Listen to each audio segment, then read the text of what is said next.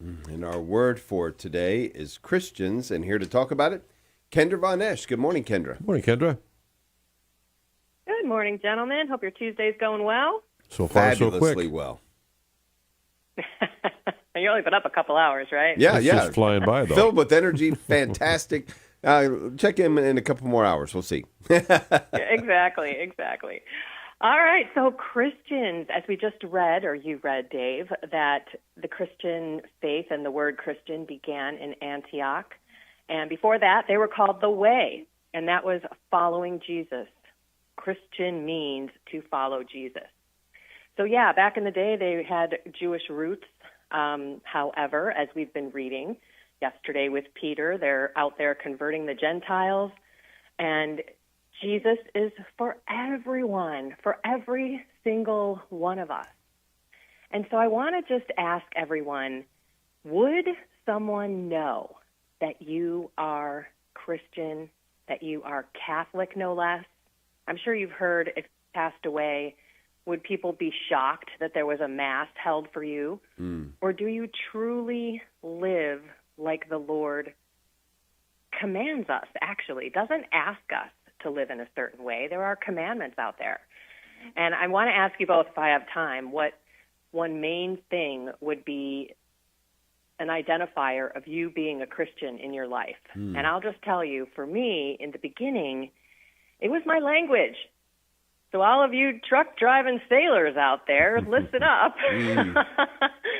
Because I had a beautiful conversion in confession. I couldn't stop talking about how different I felt. I didn't realize how many demons had come off of me through that beautiful sacrament that we have in the Catholic Church. However, I was still swearing like a sailor. I would use the F-bomb all day, every day, as a noun, a verb, an adjective, an expletive. It was everything in my vocabulary. And oddly enough, how warped is this? But I thought I was cool. Right. I was hanging out with the guys in the executive boardroom in my executive corporate America job. I fit right in. But when I tried to stop swearing, because God spoke through a friend of mine who said, "Oh my goodness, you profess to be this Catholic, and listen to you." You know, like God speaks through other people very clearly. And so it was a process. So what had happened was, first I was just identifying and noticing how many times I was dropping the F or the S-bomb, and I would stop myself. I would have let everyone that reported into me, you know, on my team, let them know, hey, I'm working on my swearing. So when I would flub up, I would say, I am so sorry, everyone. And I would look up to the sky and I would say, Jesus, I am sorry. I need your help. And then slowly but surely, I would think about the word. I wouldn't say it. And now I don't think about the word. And hearing the word from other people just makes my skin crawl. And I remember when I was going through this process, I was thinking, are people going to like me? Because, I mean, this is pretty much who I am. And no, it's not who you are, because you are now a follower of Christ. So we have to look at ourselves, and I think everyone can do that today.